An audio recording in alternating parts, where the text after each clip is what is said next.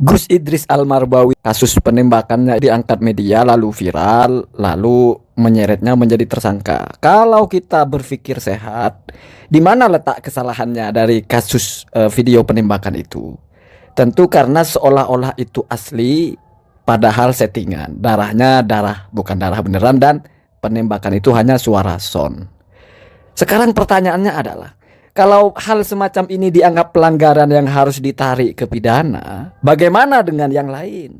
Gus Samsudin Jadab ditusuk lehernya pakai pisau, ditusuk perutnya pakai keris. Apa bedanya? Apakah yang Gus Samsudin itu beneran, bukan ditusuk-tusuk bohong-bohongan gitu? Kalau itu ditusuk beneran gitu.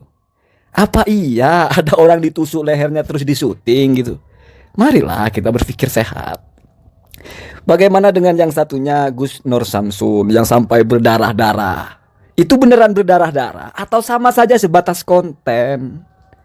Termasuk juga Kang Ujang Bustomi dikeroyok dukun. Ada gak orang dikeroyok terus di video ini tuh ada? Ya silahkan kita berpikir gitu. Kalau misalnya sama-sama sebatas konten, kenapa hanya punya Gus Idris yang menjadi persoalan? Bahkan sampai detik ini yang paling berani jujur apa adanya itu konten hanyalah settingan, itu ya Gus Idris. Dengan adanya disclaimer bahwa ini hanya fiktif. Masih diprotes, kenapa disclaimernya pakai bahasa Inggris? Kalau pakai bahasa Indonesia bukan disclaimer, Pak. Disclaimer itu ya bahasa Inggris. Kalau bahasa Indonesia itu nggak ada kata disclaimer, itu nggak ada gitu. Anda cari di kamus bahasa Indonesia, ada nggak kata disclaimer? Nggak ada. Terus soal konten menayangkan tayangan yang pornografi atau perzinahan. Sekali lagi, itu bukan orang berzina, tapi orang yang sedang beradegan seolah-olah berzina. Seolah-olah gitu. Dan di situ, di mana vulgarnya? Badannya ditutup, yang kelihatan hanya kepala dengan kaki. Apakah yang dipersoalkan karena membaca sholawat di depan orang seperti itu? Bagaimana dengan Gus Miftah? Membaca sholawat, berceramah di klub malam di depan orang-orang yang semuanya rata-rata pakai celana pendek, pakai tank top. Lebih vulgar yang mana kira-kira? Dan yang Gus Miftah itu asli, bukan settingan.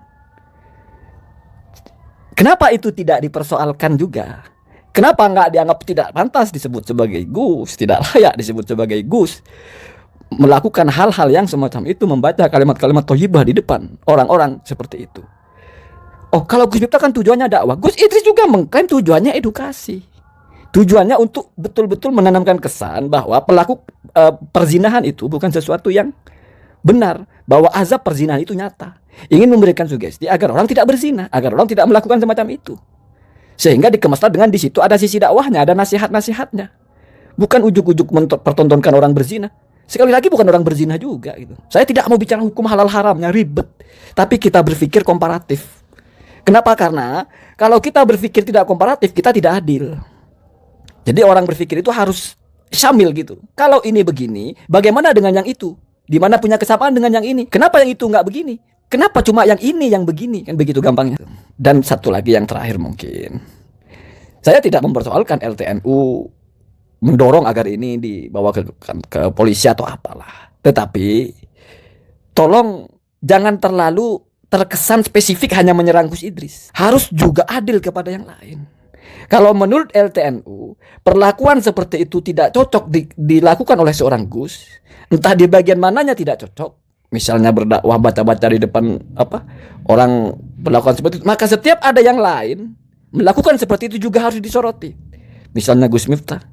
Kalau menurut LTNU dan siapalah ada orang beradegan, tokoh agama beradegan seolah dizolimi, ditembak atau apa, ternyata itu hanya settingan dan itu dianggap masalah, maka yang lain juga. Yang lain itu yang berlabel-label Gus itu juga harus. Itu namanya adil. Itu namanya standarnya sama. Siapapun yang melakukan semacam itu, ya harus juga didorong, harus juga didesak kepolisian untuk menganggap itu persoalan sehingga ada tindakan. Jadi ini namanya cara berpikir secara seimbang gitu. Dan itu penting dalam berpikir ilmiah seperti itu penting.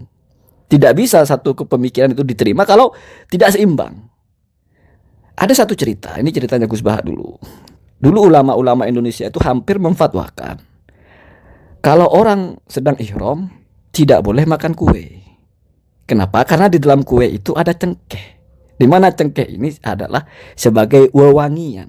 Orang ihram tidak boleh memakai wewangian atau sesuatu yang wangi.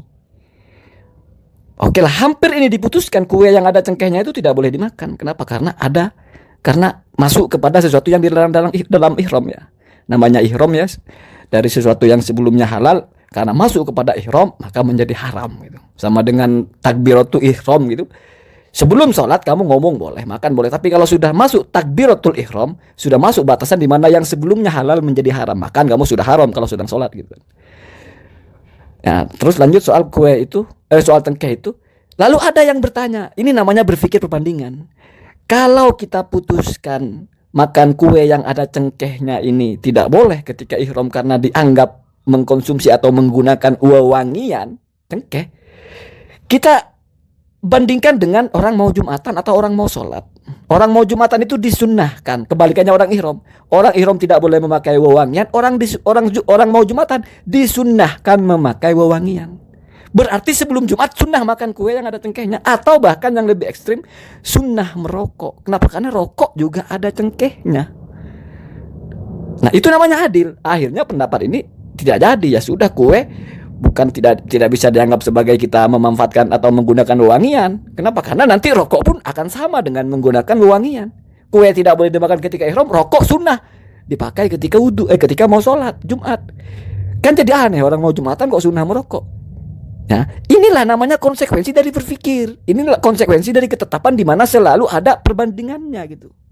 Itu namanya berpikir waras. Jangan sampai kita tidak suka lalu membuat kita itu berpikirnya tidak waras gitu. Tidak suka sama ini, lalu yang lain dibiarkan, yang ini dihantam terus gitu. Dipaksa, ini salah, yang lain dibiarkan saja. Itu tidak fair namanya. Kalau soal tidak layak disebut Gus karena bukan keturunan Kiai, ingat, tokoh NU pernah mengatakan bahwa Gus Miftah juga bukan keturunan Kiai. Gus Muwafiq juga bukan keturunan Kiai. Bahkan Gus Idrus Romli juga, kalau Anda tahu, ya ada yang bilang sih juga bukan keturunan Kiai. Apa mereka juga harus tidak boleh dipanggil Gus? Tidak layak dipanggil Gus? Oh enggak layak. Mereka itu kan alim. Ya kalau Gus Idrus alim gitu. Bagaimana dengan misalnya Gus Muwafiq? Kan tidak sealim itu gitu. Artinya harus punya standar yang kuat gitu. Kalau LTNU mempermasalahkan dipanggil Gus karena bukan Kiai, karena bukan keturunan Kiai dan mungkin sanad keilmuannya tidak jelas, maka siapapun yang dipanggil Gus bukan keturunan Kiai dan tidak punya sanad keilmuan harus juga disomasi, harus juga dikomplain. Jangan hanya Gus Idris. Biar orang tidak berpikir LTNU ini ada apa nyerang Gus Idris banget gitu. Kenapa yang lain dibiarkan? Dan saran terakhir, Gus Arya ini kan orang kenal sebagai orang NU. Harus tegas juga, beliau ini membela Gus Idris sebagai apa? Sebagai individu atau sebagai lembaga NU.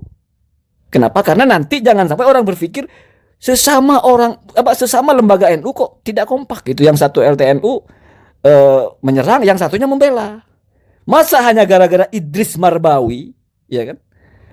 Dalam NU terjadi hal semacam itu. Jadi harus jelas.